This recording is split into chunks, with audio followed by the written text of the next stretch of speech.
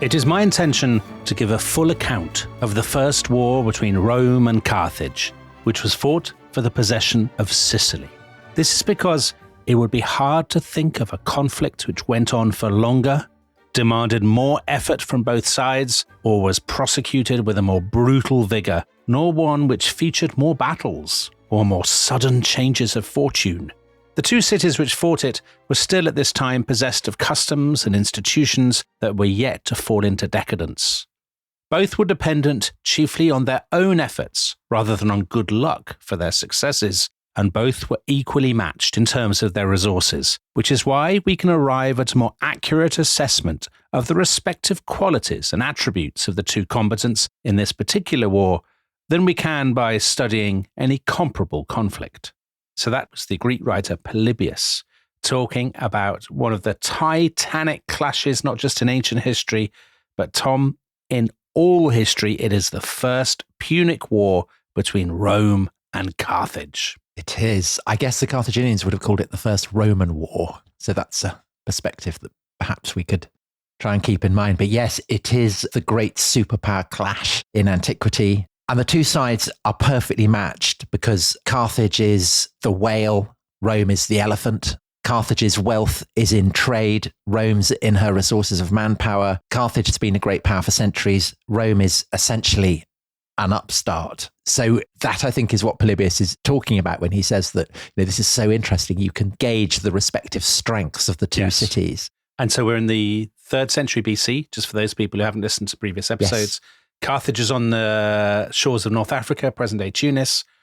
Maritime power, mercantile power, as you said. Rome has taken all Italy by now, has absorbed Latium, all these other people, Campania and so on, and has incorporated them into Romanness, hasn't it? Into its manpower. Lots of them, yes. And we talked in the previous episode about how up until this point, the fact that Rome and Carthage are so different has actually made them seem complementary rather than antagonistic. They have their own kind of dimensions, their own spheres in which they operate. So again, we looked at how there have been various peace treaties. They were allies against this Greek king called Pyrrhus, who had come over and defeated the Romans, but these had been Pyrrhic victories. And so effectively the Romans had won the war. And we also mentioned how Pyrrhus, before he left to go back to Epirus, his kingdom on the other side of the Adriatic, had looked at Sicily in particular, where Carthage for many, many centuries had established a sphere of influence in the western half of the island. And he'd said, Sicily will make a beautiful killing field for the Romans and the Carthaginians. So he's seeing that this is going to be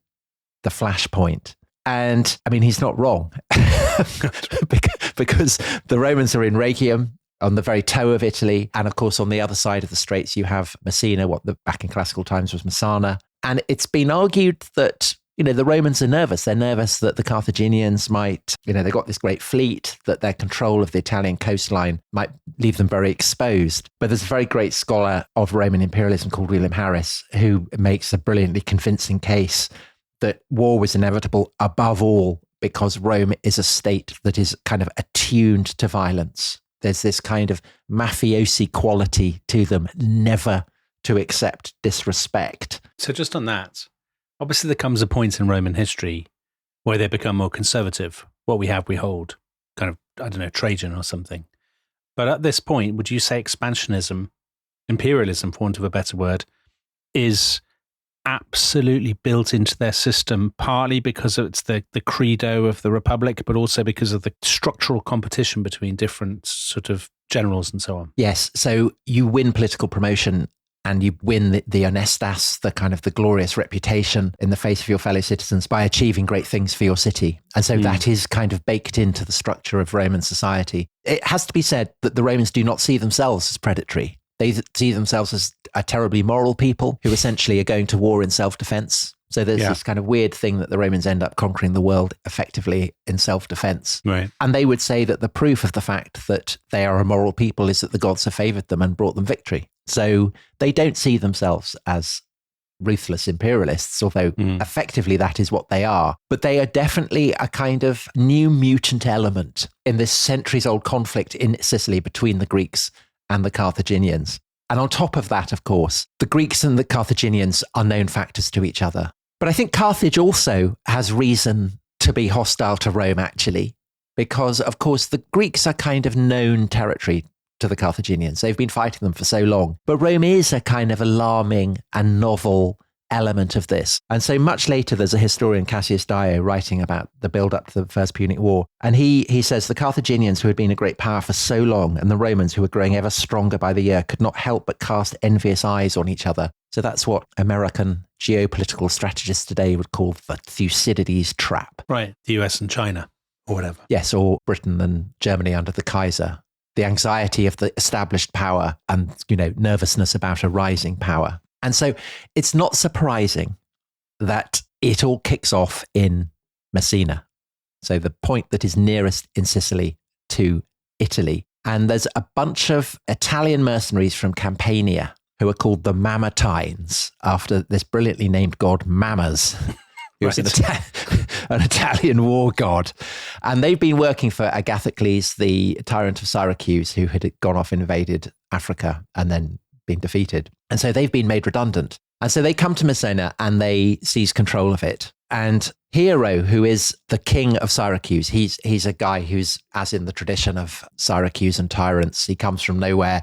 He makes himself tyrant and then king of Syracuse. And he's doing what kings of Syracuse always do, which is to eye up opportunities in cities in Sicily that are going through domestic trouble. And so he looks and sees that these Mamertines have seized the city, that the Messenians don't really want them there. And so he advances against Messina to try and kick them out and take control of the city for himself. So what the Mamertines do, they appeal to Carthage for help, which is, again, traditional. This is what you always do in Sicily. But just to hedge their bets, they also appeal to Rome. Carthaginians don't know this. So the Carthaginians, they move into Messina, they take control of it. And they think, brilliant, this is par for the course. But then a Roman agent turns up, actually a Claudius, so one of this very distinguished political dynasty in Rome, the Claudians. And he wins the Mamertines over and gets them to expel the Carthaginians. So the Romans, most unexpectedly, to the surprise of both the Greeks and the Carthaginians, they've now seized control of Messina. And this, you can imagine, sends shockwaves through the entire island. And the Romans do what the Romans always do in this situation, which is to double down. So another Claudius, who's the consul Appius Claudius, even though they don't have any ships, they commandeer fishing boats and all this kind of thing. And they arrive in Messina and they defeat a Syracusan army and they defeat a Carthaginian army. And in 263, 40,000 men and both consuls arrive in Messina. And this is enough to get all the Greek cities in Sicily to sign up to the Romans. Hero, the Syracusan king, he sues for terms. The Romans agree that he can stay as king in Syracuse, effectively be independent, but from this point on, he has to serve as an ally of the Roman people. And, within a couple of years, the Romans have basically established a supremacy over the Greek eastern half of Sicily. And this is a nightmare for Carthage because they don't want the Romans in Sicily. They know what they're dealing with the Greeks, but not with the Romans. And do the Romans know, they must be conscious that this is unbelievably provocative to the Carthaginians who have been fighting the Greeks for control of Sicily for so long. So has that first Claudius done this on his own initiative and basically the Romans are being dragged in? It's a bit like the way that people say the British Empire was kind of, parts of it were acquired in a kind of fit of absence of mind. Is it being centrally directed? Have people sat around a kind of map in Rome and said, this is the time? Has that happened? Well, it's interesting. There is some embarrassment around the Roman support for the Mamertines because the Mamertines have seized the city illegally. And so the Romans are a little bit nervous that maybe the Mamertines actually have offended the gods. They've offended the laws of hospitality. But they brush that aside. They convince themselves that they're entirely morally justified, that this is what the gods want. And so they pile in. And the fact that the Carthaginians are offended and demand the Roman withdrawal is seen as disrespect. And so the Romans are fully up for full-scale war.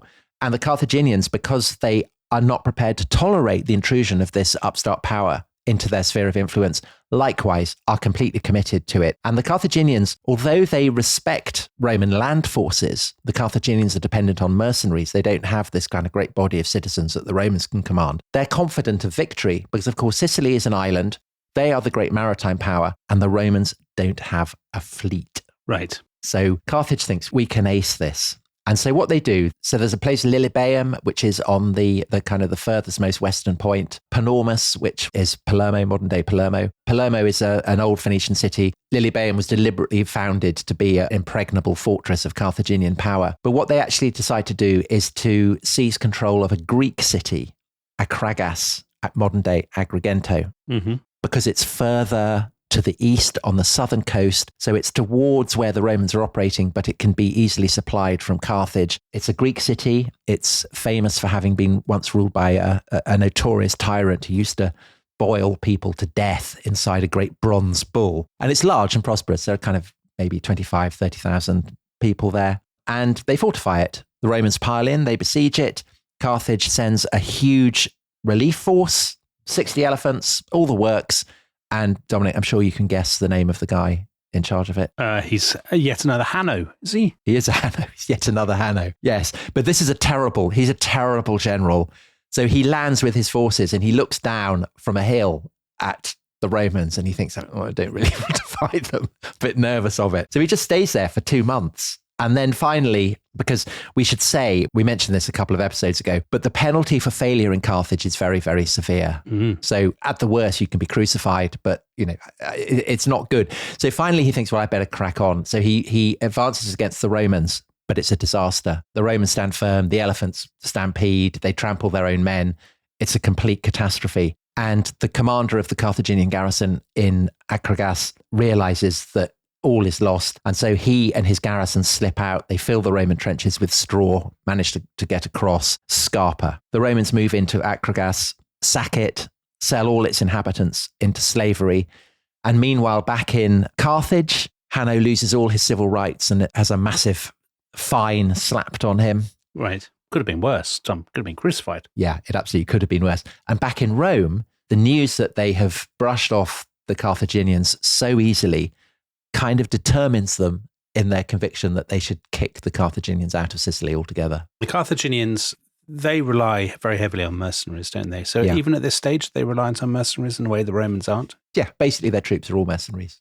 So obviously the problem though for the Romans is that if they're going to conquer Sicily, let alone hold it, they do need a fleet. And this is a real challenge because Carthage is the greatest naval power of its day. It's got centuries of maritime experience. It's the inventor, Dominic, of the quadrireme, which is a ship that is bigger and more powerful than the trireme. Right. So it has kind of 4 banks of oars. And it also has lots of quinquiremes, which is battleships with 5 bounds of oars, which had been invented by the Syracusans. So they're basically the kind of the dreadnoughts of the ancient world. And the Romans don't have any of these. But this is exactly the kind of challenge the Romans relish. So a quinquireme has been shipwrecked on the Italian coast, the Carthaginian quinquireme. So they take it and they disassemble it because the way the Carthaginians build ships, and we know this because the shipwreck of one of them has been found, they kind of built them in the way that you might build a cabinet from IKEA. They're kind of flat packs. They're kind of numbered pieces and you can stick them all together. And so this actually makes it quite easy for the Romans to work out how to build. Oh, just to copy it. Yeah. Yeah, just to copy it. And so they do this and they build 100 quinquiremes, 20 triremes. And Polybius, our Greek historian, who's our main source for this, terribly impressed. And he says of this that nothing better illustrates the remarkable spirit and boldness of the Romans. And so they build this great fleet. None of the Romans have any naval experience at all, but they kind of go sailing down to try and confront the Carthaginians.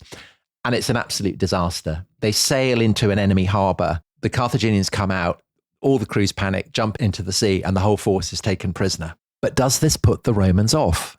Probably not. No, it doesn't, because the Romans realize that they're never going to be able to match the Carthaginians in terms of their mobility, the art of ramming a ship, of all that kind of stuff. But what the Romans are really good at is, of course, fighting on land. And so the Roman wheeze is to turn naval battles into land battles. And they do this by inventing a thing they call the corvus, which is a crow. So it's a kind of boarding bridge that has a huge, great spike on the end. So like the beak of a crow or a raven. And you sail up beside the enemy ship and you release this and the spike sinks into the boards of the enemy ship. And then all your soldiers, your Marines, can pile across, slaughter the enemy, and seize control of the enemy ship. It's a brilliant invention. No one thought of it before. And so the Romans, very excited, they sail out. And in 260, they creep up on the Carthaginian fleet, who have no idea what's about to hit them, at a place called Mylae off northern Sicily. And it's a tremendous success. They win. And again, Polybius says that the battle became exactly like a battle on land. Right, so they've turned it into the kind of battle that they know and are very proficient at. Yes, absolutely. And for the Carthaginians, you can imagine this is a tremendous shock to be beaten by a bunch of landlubbers. And so the remnants of the Carthaginian fleet sail off to Sardinia, and they're so pissed off with the Carthaginian admiral. They don't fine him, Dominic. They don't deprive him of his civic rights. They crucify him. And Thomas, you've noted there, this is a battle referred to in T.S. Eliot's The Wasteland. Yes, very sinister passage. The first part of it, isn't it?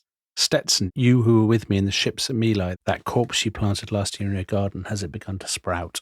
I wonder why, well, I don't know why T.S. Eliot chose that particular battle. Do you know, Tom? I think because the scale of slaughter and fighting in this war must have reminded Eliot of the scale of slaughter in the First World War, the horror of it. And it just goes on and on and on, because even though, you know, Mylae is a great victory, but it doesn't bring the Carthaginians to defeat at all. Because weirdly, despite the fact the Romans have now won at sea, they're actually doing quite badly in the land war in Sicily. Because the Carthaginians, just as the Romans have learned how to fight on the sea, the Carthaginians have learned how to fight the Romans on land. And they do it by avoiding pitched battle, by adopting guerrilla tactics. And the Romans, a bit like the Americans in Vietnam, or, you know, European colonial powers, get so cross with this that they start conducting reprisals against local populations. They lose hearts and minds. Oh, right. Yeah. And their control over Greek Sicily starts to to wobble. And so in 256, that's 4 years after Mylae, they decide to do what the Romans have always been good at, which is going for the jugular. And they decide to follow the example that had been set by Agathocles, the Syracusan tyrant who had invaded Africa, and launch a full-blown invasion of Carthage itself. They've got by now 330 ships, and they load these ships with 140,000 men. Both the consuls are in charge of this great armada, sails across the Mediterranean towards Africa, and the Carthaginians sail out to oppose them with a fleet that has 150,000 men. Can we rely on these numbers, or are these made up according to the Roman sort of literary practice of inflation? I think we probably can. And even if they're not precise, they reflect a fact that is noted by Greeks at the time and gets kind of reported by Polybius, our favourite Greek source. It's seen as being a battle beyond the dreams of people in the eastern half of the Mediterranean, so that the Greek world is accustomed to think of itself as these are the great powers. And now suddenly they're getting reports of this battle, which is on a scale larger than anything they could comprehend. And it always reminds me of the Battle of the Midway in the Second World War between the Americans and the Japanese fleets. Yeah. And how Europeans must have, felt this is a different order of conflict completely. So I think it's generally held to have been the single largest naval battle in antiquity. And it's a victory for the Romans. They win. So they land in Africa, they capture various towns, they establish a bridgehead. And having done that, one of the two consuls is ordered home because the Romans obviously don't want to stake everything on this throw. They want to keep reserves. But one of the two consuls, a guy called Regulus, is ordered to stay there. He has 40 ships, 15,000 infantry, 500 cavalry. The figures come from Polybius. And he goes out, he defeats a Carthaginian army that has come out to meet him. He captures more cities, and then he institutes a blockade of Carthage. And the Carthaginians say, okay, well, this isn't looking good. Let's have peace negotiations. But Regulus, the terms he demands are too harsh. So the key sticking point is that he demands that Carthage surrender Sardinia and Sicily. And I think it's particularly Sicily. The Carthaginians are not prepared to give up their half of Sicily, which by now has come to seem as much Carthaginian territory as, the lands around Carthage itself. And that would mean their relegation from the Champions League places, as it were, wouldn't it? I mean, if they lost such an important and rich territory that was psychologically so important to them? Yes, I think so. But I think it's the fact that they see it as being theirs. It would be like Britain being required to surrender Yorkshire or something. Right. I mean, they see it as being part of their territory. That means that they, like the Romans, are determined to fight on. And as it happens, they have a guy on hand who is perfectly qualified to defeat the Romans, because this is a Spartan called Xanthippus. So we talked about how the Carthaginians employ mercenaries. He's a mercenary, And because he's a Spartan, he's tremendously good at drill. Right. And he works out the best drills to defeat the Romans. And all the people in the Carthaginian army decide that actually he is the best qualified to lead them. And so rather than be led by a Carthaginian general, they demand to be led by Xanthippus. And Xanthipus's drills turn out to be tremendous. He's very good at tactics. He goes out to meet Regulus. The Romans are annihilated. And he's using elephants, right? He's using elephants. The elephants crash into the Roman infantry. The cavalry on the wings sees off the Roman cavalry, and the whole Roman army gets enveloped and wiped out. And Regulus himself is taken prisoner. Now, in due course, a story comes to be told about Regulus that the Carthaginians send him back to Rome to persuade the Romans to surrender. And Regulus goes back to Rome and he tells the Senate, on no account surrender. Keep fighting. Tom, I translated this when I was at school. Mm-hmm. I remember this story very well. It's a very noble, inspiring story. Yeah. And then Regulus, rather than staying in Rome, because he feels duty bound, goes back to Carthage. Amazing. And when he gets back to Carthage, there are various accounts that kind of escalate over the centuries the story is told. So Cicero says that he's put in a box with spikes in it so that he can't kind of lean against it. Augustine says that he's put in a barrel with spikes driven in it and kind of rolled down the hill. Yeah. So a tremendous story. It's not true. Oh, Tom, it's not true. I said last time that I thought you were better than this, and yet again, you've let your podcast down.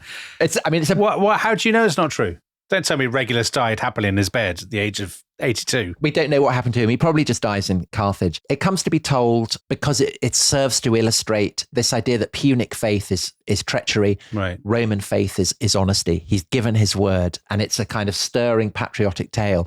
And in fact, Augustine loves it because it reminds him of Christian martyrs. And so he says that Regulus was the noblest Roman of them all, right, even though it didn't actually happen. Yeah. But the salient fact is that the Roman are defeated in Africa. And then the year after this, they lose 2 fleets in a row to violent storms. So 300 ships are lost, 100,000 men are drowned. And so this is the point, again, where if this was a normal war, the kind of war that the Greeks and the Carthaginians had been fighting, the Romans would have negotiated. Peace treaties would have been opened up. Yeah. There would have been spheres of influence in Sicily decided. But the Romans don't do this. They just keep coming back. And they keep suffering terrible losses at sea because they win the battles, but because they're not skilled mariners, they can't read the waves, they can't read the weather, they keep getting storms. And the most notorious example of this, which is mentioned in I Claudius, it's the first time I came across it, is that in 249 BC, a Roman fleet under another Claudius, Publius Claudius Pulcher, are sent to launch an attack on a port held by the Carthaginians called Drepana in Sicily. Mm-hmm. And Claudius, his fleet is stationed off Drepana. He wants to attack. The Romans have to consult the sacred chickens to find out whether the gods are in favor. And the report comes back that the chickens are refusing to eat their food, to which Claudius says they must be thirsty. He goes, he picks them up and he throws them in the sea. He then sails in, gets absolutely annihilated, and only 30 Roman ships survive. So it's an absolute disaster. Claudius goes back to Rome, gets prosecuted, heavily fined. And there's another notorious story that his sister, Claudia, she's trying to get through a crowd in the forum and she can't because it's so thick. And she's said to have cried out, "I wish my brother would lose another battle." So in other words, the population of Rome would be thinned out. And so these are kind of cited as examples of Claudian arrogance, that Claudians are either very noble, like Appius Claudius, the guy who had persuaded the Romans to fight on against Pyrrhus, or they're the kind of people who chuck sacred chickens into the sea or kind of wish defeat on the Romans. But in Sicily itself, the Romans are starting to really grind the Carthaginians down. So in 254, they capture Palermo, which Polybius describes as being the strongest Carthaginian city in Sicily. Other Carthaginians follow, and every attempt to oppose the Romans in battle ends in disaster for the Carthaginians. And every year, it seems, captured elephants are being paraded through the streets of Rome until by 250, only 2 strongholds are left. So Drepana, which is the port that had been saved by the chicken-related incident with Claudius, and the great, great naval base of Lilybaeum, this naval fortress with its massive walls and its moat. The Carthaginians invest it in 250, but it holds out, and it's really starting to look bad for Carthage now. So they've lost almost all their territory except for these 2 cities. The sea lanes can no longer be relied upon because the Romans have these fleets. And as a result of that, they are losing money. And if they're losing money, they're losing manpower because they need money to pay for their mercenaries. So it's looking terrible. It's a death spiral, Tom. It is a death spiral. And they need a hero. Where are they going to find a hero, Dominic? Well, I think they'll probably find one after the break, won't they? They Otherwise, it'll be a very short podcast. But I think the exciting thing for our listeners is they are going to find a hero, and this is going to be one of the most thrilling comebacks in the history of humankind. So on that bombshell, please join us after the break to find out who that hero is. This episode is brought to you by Rocket Money. Tom, we often talk about how to organise our finances. I'm very conscious that I'm paying for a lot of mad subscriptions. And there's one thing that we've talked about often on this show. It's the thing that we probably hate more than any other, and it's a hidden fee. I would love to get my finances under control. There are all these things piling up on our bank statements, and I think I need to fix this problem. I need to sort this out and to stop this. I mean, my finances are so chaotic that I need this app. So I'll tell you what it is. It's called Rocket Money. It's a personal finance app that helps find and cancel your unwanted subscriptions. It monitors your spending and it helps to lower your bills so that you can grow your savings. With Rocket Money, you can track all of your subscriptions and you can easily cancel within the app with just a few taps, saving you time, avoiding charges. And you can also set budgets and goals and get personalized insights and regular reports to track how you're doing. They will even send you real-time alerts for large transactions, upcoming bills, refunds, and even low balances. So let Rocket Money help you reach your financial goals faster. Join at rocketmoney.com/ishistory. That's rocketmoney.com/ishistory. rocketmoney.com/ishistory.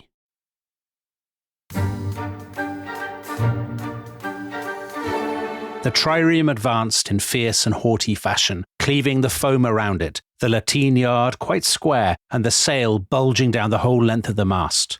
Its gigantic oars kept time as they beat the water.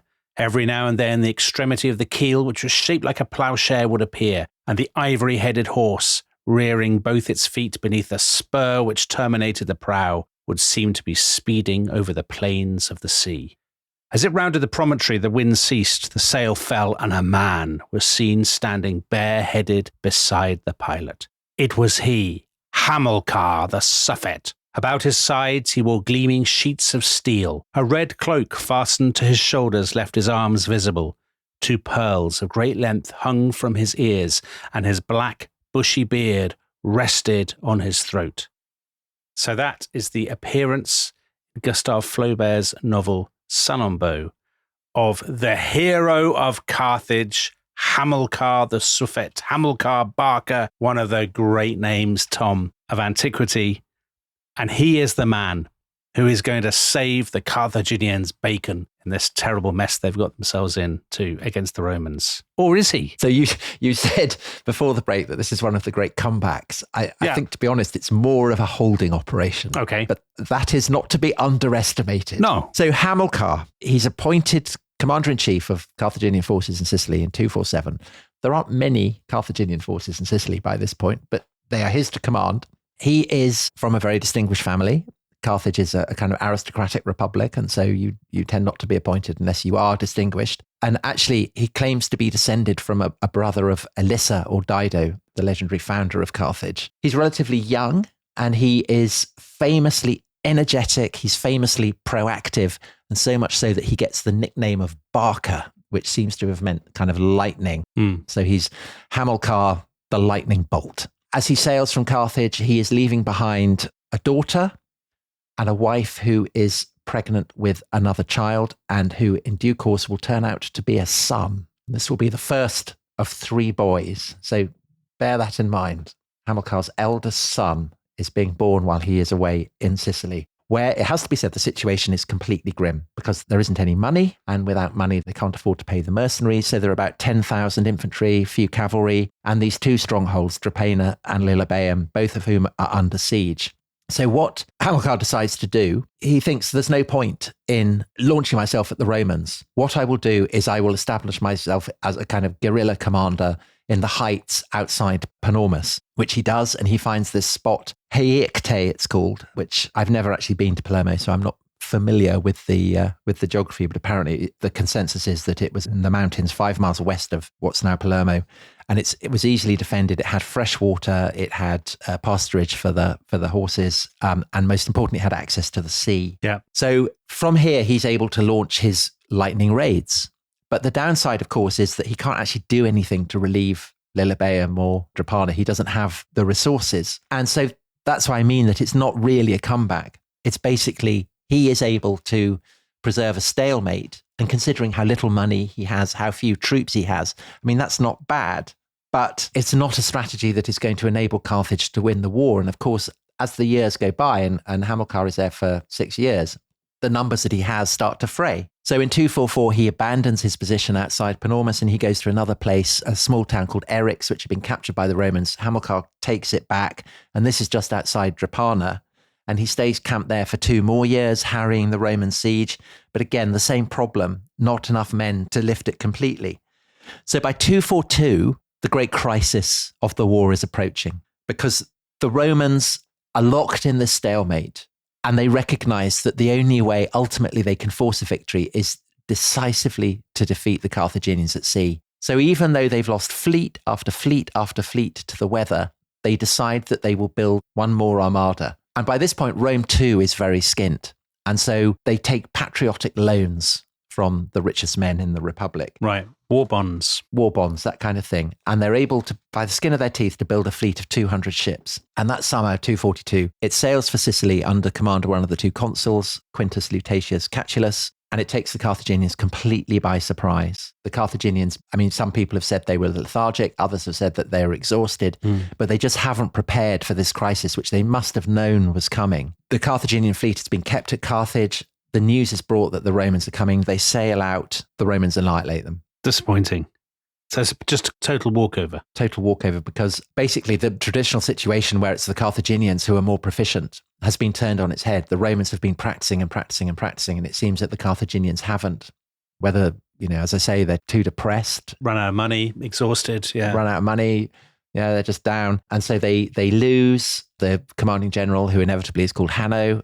He goes back, he gets crucified, and effectively the war is now over. And Hamilcar, in his mountain hideout, he knows that it's doomed. He can see the kind of the shattered spars of the Carthaginian fleet floating off Drepana. It's all terrible. And so the Carthaginian Senate, back in the mother city, says to Hamilcar, you should go and negotiate with the Romans. Hamilcar does not want the shame of this to attach to himself. And so he sends the commander of Lilybaeum, a man called Gisco, to go and meet with Catulus. And Lutatius' terms, they're severe, but they're not utterly crippling. So Carthaginians have to withdraw from Sicily, but not Sardinia. So that's an advance on what they were previously offered. Yeah. They have to return all their prisoners without ransom. They have to guarantee not to make war on Hero, the king of Syracuse. Oh, he's still around. He's still around. And they have to pay a kind of massive Versailles type indemnity. Right. So Catulus agrees to this. He goes back. He presents the terms to the popular assemblies in Rome, where the mass of the Roman people say they're not tough enough. So they demand a higher indemnity, which the Carthaginians have no choice but to agree to. But Hamilcar is able to get the Romans to agree that neither side will interfere in the internal business of the other power. Right. So in other words, just as the Carthaginians agree not to go to war with Hero in Syracuse, so the Romans are agreeing not to come to the support of any of Carthaginian subject peoples. And this is very important if the Carthaginians to hold their empire together. And so the treaty is ratified by both sides. Hamilcar leads his men down from the mountain, down to Drepana, board ships, sail off to Carthage, and he leaves Gisco behind to supervise the withdrawal of all the other mercenaries, not just from Drepana, but from Lilybaeum. And meanwhile, Hamilcar has gone back to Carthage. Yeah. And the reason that he's been so desperate to head back and not to take charge of the withdrawal of the mercenaries from Sicily is because he understands the massive problem that Carthage is now facing. That the troops in Sicily are mercenaries and will want to be paid, but the treasury is empty. And because of the terms that Hamilcar has just agreed with the Romans, they have to pay this indemnity. There isn't any money to pay the mercenaries. So this is why he's been so keen that Gisco gets all the responsibility for handling it. Hamilcar is a very shrewd politician. very brilliant self-publicist. So he's able to present himself as the guy who carried the fight on to the very end, then did his patriotic duty by getting the best terms that he could. But he doesn't want to be associated with what this surrender actually means. The truth is that the situation with the mercenaries is very, very alarming, because the mercenaries arrive in Africa and the Carthaginians have failed to take hostages for their good behavior before they land in Africa. Very foolish. This is very bad, because you now have mercenaries who haven't been paid, and they are all together in a large camp outside Carthage, and they're starting to get restive. So Gisco by now is back in Carthage as well. And because he had been their commander, the Carthaginian Senate thinks, well, we should send him out to negotiate with them. Yeah. I'm sure, they'll be delighted to see their old commander. So Gisco goes out, and he's sent with as much treasure as the Carthaginians can rustle up. And he goes out to the camp. Meanwhile, however, in the camp, there are two mercenaries, one of whom, a guy called Spendius, is an escaped slave from Campania who had taken service as a mercenary. Another is a guy called Matho, who is a Libyan. Do you want to know what Flaubert says about Matho, Tom? Yeah, tell me what Flaubert says about Matho. He introduces him thus. On the other side of the tables was a Libyan of colossal stature with short black curly hair. He had retained only his military jacket, the brass plates of which were tearing the purple of the couch. A necklace of silver moons was tangled in his hairy breast. His face was stained with splashes of blood. He was leaning on his left elbow with a smile on his large open mouth. So that is what Matho is like. That is what Matho is like. Yeah. And he's hairy, he's huge, he's smiling, and he's covered in blood. He rips couches, all that kind of thing. So Spendius and Matho have essentially got the mercenaries behind them. They've said, look, let's conquer Carthage and take it all, take it over. They are duly appointed generals of the mercenary force. And so when Gisco comes, they say, let's take him prisoner. So they take him prisoner, and they seize all the gold that's been sent, and they remint it. So this is Carthaginian coinage. The mercenaries remint it, and they're stamping it, and they're kind of saying that they're a kind of proto-state. Yeah. And there are 20,000 mercenaries, and that because of Matho, this giant hairy Libyan, they are able to raise maybe up to kind of 70,000 Libyans from the interior beyond Carthage. So this is, almost 100,000 troops. And the Carthaginians don't really have the men to oppose them. They don't have any. Yeah, they don't. I love this. I love the mercenary war. I love Salammbô, which I did at university. And basically, it's just unbelievably sadistic and blood-soaked, isn't it? What follows? Absolutely hideous. And Polybius says that this is, of all wars, the war in which the greatest atrocities and cruelties were practiced. And in part, that is because the mercenaries know that by taking this step, if they're defeated, they can expect no mercy. But likewise, Carthage knows that she is fighting for her very survival. So what are you going to do if you're Carthage and you're fighting for your very survival? Obviously, you're going to turn to a Hanno. This is what you do in the situation, despite the fact that, as far as from the records, every time a Hanno leads something, they turn out to be terrible. They've never won with a Hanno, Tom. So this guy, he's called Hanno the Great. And this is because he seems to have been the most significant political player in Carthage for the previous 2 decades. So while Hamilcar is the great military leader, Hanno seems to have been the political commander-in-chief. So he gets told, go out and defeat these mercenaries. Predictably, he makes a complete hash of it. And so the people say, well, Hanno's hopeless. Let's have Hamilcar. He's the military hero. Let's make him joint commander with Hanno. So he's given a very small army, only about 10,000 men, a few war elephants. But because he's a brilliant general, he's able to go out and win the victories that Hanno had been unable to. And the mercenaries are defeated in a couple of battles. And in the camp, Spendius and Matho are nervous that this may lead to mass desertions. And so they decide to take a step that will effectively ensure that all the mercenaries are dipping their fingers in blood. Yeah. So what they do, contrary to all the laws of war, is that they put Gisco and the other Carthaginian members of the embassy to death. And they do it horribly. So what they do, they cut the hands off of Gisco and the other Carthaginians. Yeah. They castrate them. Yeah. And we haven't had some genital mutilation for a while. And they then break their legs. They throw them into a pit and they then bury them alive. And the leaders of the mercenaries, so Spendius and Matho, then say that this is how all Carthaginian prisoners of war will be treated. So they really are making it impossible now to have any settlement. It is absolutely a war to the death. And so Hamilcar reciprocates. If he captures any of the mercenaries, he has them trampled to death by elephants.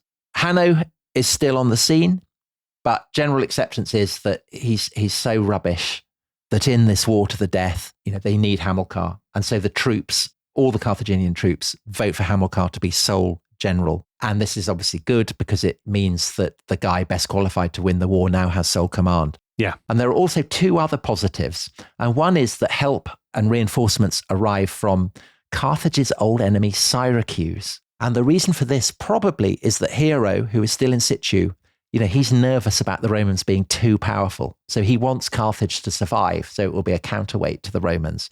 But help also comes from Rome. So they release all the prisoners, Carthaginian prisoners that they'd been keeping without demanding a ransom. And they issue an absolutely strict ban that no one in Italy is allowed to help the mercenaries. And again, you might think, well, why are they doing this to their old enemy? And the reason obviously is because they want Carthage to survive so that it can pay the indemnity. So it's a little bit as if the Allies had intervened to help the Weimar Republic during the German Revolution or something. Yes, I think that's exactly the analogy. So things are starting to improve for Carthage. And then in 238, so a couple of years after the outbreak of the revolt, the great decisive moment comes when Hamilcar successfully traps a large chunk of the mercenary army in a narrow pass called the Saw. So it's called the Battle of the Saw. Yeah, Flaubert calls it the Defile of the Axe, which I think sounds better than the Saw. Yeah, Defile of the Axe is better, I agree. Yeah, anyway, sorry, that's just by the by. Well, let's call it the Defile of the Axe. And Hamilcar blockades them, and there's none of this Samnite thing of allowing them to go through a yoke or anything like that. Right. Hamilcar, basically, he starves them out. And so the mercenaries, they kill their prisoners, they kill their slaves, they eat them. And then once they've done that, they recognize that they've got no choice but to negotiate. And so Spendius had been in charge of this. Matho is with the other army. So Spendius and 9 other of the mercenaries go out to treat with Hamilcar. And Hamilcar offers them what seem to be very mild terms. He says, yeah, fine, you can go. The whole army can go, but you will need to leave me with 10 hostages. And Spendius and his 9 colleagues agree. And of course, the 10 hostages that Hamilcar chooses is Spendius and the other 9 negotiators. Very canny. Yes. And so he seizes them, keeps them, fetters them up, and then slaughters the entire army. Oh, he breaks his word. He does break his word because he says that the murderers of Gisco were beyond the pale. That's fair, I think, Tom. They behaved very poorly to Gisco. And to be honest, do you have to keep your word to a mercenary anyway? Yeah. Well, so now the war reaches its, can I say, hideous climax? Oh, we love a hideous climax. Climax. So Hamilcar and his deputy, inevitably called Hannibal. But he's not Hannibal, This is not the famous Hannibal, who we'll be coming to shortly. Hamilcar and his deputy called Hannibal, they march on the remaining army, which is led by Matho, the Libyan, big hairy Libyan, and they arrive outside Matho's camp and they put up 10 crosses and they nail Spendius and the other 9 ambassadors to the crosses and they kind of leave them there.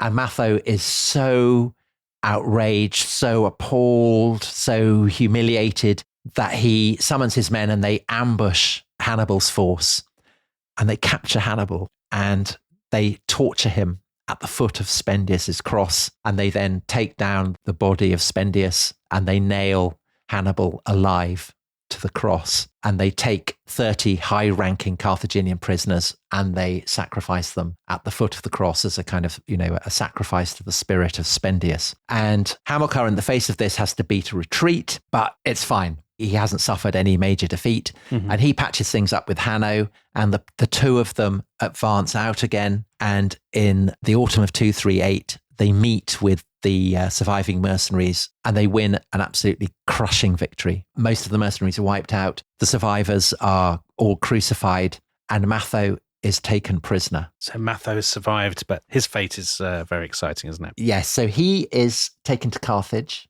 and kept in prison for a year. And then in the following year, 237, he is made to walk through the streets of Carthage in a kind of parody of the triumphal procession that he would have enjoyed had he managed to enter the great city. And Dominic, I'm sure you'll remember it from reading Salambo. There's a horrible, horrible account of it. It's the kind of, we love a hideous climax. It's the hideous climax of Salambo. And in Flaubert's version of it, it's decreed that he can walk through the streets without an escort, but with his arms tied behind his back. And the crowds are not allowed to put out his eyes because Matho has to be able to see what is being done to him. And they're not allowed to cripple him because he has to carry on walking. And they're not allowed to inflict anything that would kill him. Anything else, they can do what they want to do. And so this is Flaubert's description of what happens. The crowds discharged little drops of boiling oil through tubes at him. They strewed pieces of broken glass beneath his feet. Still he walked on. The slaves of the council struck him with their whips of hippopotamus leather so furiously and long that the fringes of their tunics were drenched with sweat. Matho appeared insensible. Suddenly he started off and began to run at random, making a noise with his lips, like one shivering with severe cold. That's not even the worst bit, Tom. Would you want to come to the worst bit? Well, there's so many bits, because Flaubert, as we said in the first episode, he really kind of goes to town on this, doesn't he? A child rent his ear. A young girl, hiding the point of a spindle in her sleeve, split his cheek. They tore handfuls of hair from him, and he was very hairy, and strips of flesh. Others smeared his face with sponges steeped in filth and fastened upon sticks. Yeah. And then it just kind of goes on and on and on. Yeah.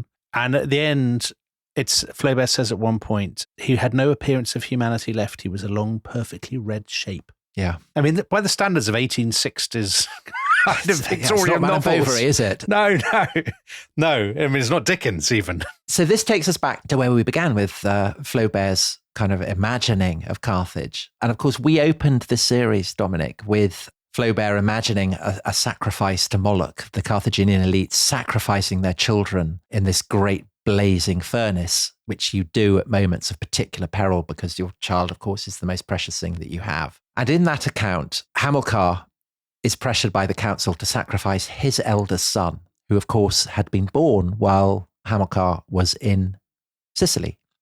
And this boy was given the name of Hannibal. So Hannibal Barca. Yeah.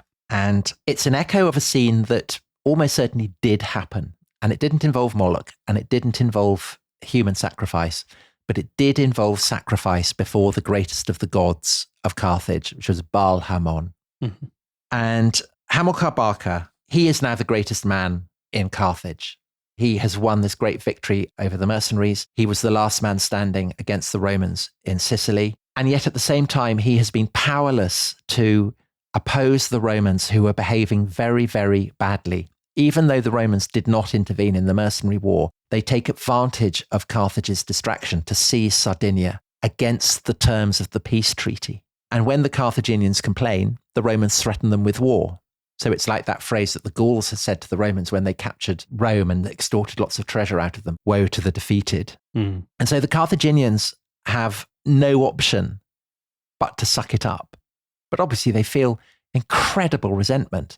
And probably there's no one who feels greater resentment than Hamilcar, this great patriotic figure, greatest military leader, the man who dreams of seeing his city restored to her former position as undisputed mistress of the West. And so he knows that he needs to find some way, with Sicily off limits, with Sardinia lost, to restore Carthage's fortunes and above all finances. And so he looks to Spain, because Spain is a place so rich in silver that it is said when there are forest fires on the high slopes of the mountains, liquid silver runs in torrents down the side of the hill. And so he decides that this is where he's going to go. He's going to carve out a new empire. He sets out for there in 237. But before he leaves, as I say, he goes to offer sacrifice to Baal Hamon. And he takes with him his eldest son, this little boy, Hannibal, who by now is about 9 years old. And he offers sacrifice, and the omens prove favourable. Baal Hamon approves of Hamilcar's expedition to Spain. And this then done, Hamilcar orders everyone to withdraw except for his young boy, Hannibal. And he calls Hannibal, come and stand by me. And then he says, would you like to come with me to Spain? And Hannibal's eyes light up and he says, yes, I would love to come to Spain. I want to be with you. And Hamilcar nods, and then he tells his son, lay your hand on the carcass of the sacrificial victim and swear this oath that you will never bear goodwill to the Romans. And the little boy swears it, that he will never bear goodwill to the Romans. And this boy, 9-year-old son of Hamilcar, Hannibal Barca, after Hamilcar goes on to die in Spain, having carved out the great empire that he'd wanted to carve out, Hannibal will succeed to its rule. And in due course, he will launch an invasion of Italy itself, leading war elephants over the Alps and bringing the Romans to a succession of terrible defeats and bringing Rome itself to the very brink of utter disaster. And Hannibal will be remembered by the Romans for all time as the greatest of all their enemies. And Dominic, next year maybe, we will continue the story of Carthage and we will look at the rise to greatness of Hannibal. We will indeed. What a wonderful series, Tom, and what an amazing incentive for people to carry on listening to the rest of history, knowing that one day when they least expect it, Hannibal will be ambushed. Return. So that was a fantastic, a blood-drenched tour de force, everything that we wanted from a history of Carthage. Tom, thank you very much. That was absolutely wonderful. So next week, we have a complete change of tone. We will be returning with a history of chocolate from its Mesoamerican origins to its glory days in Victorian Birmingham. And then the episode that I think many people have been waiting for years, frankly, that you'll only get on The Rest is History. And that is, of course, History's Greatest Monkeys. So we will see you for those episodes next week. Bye-bye. Bye-bye.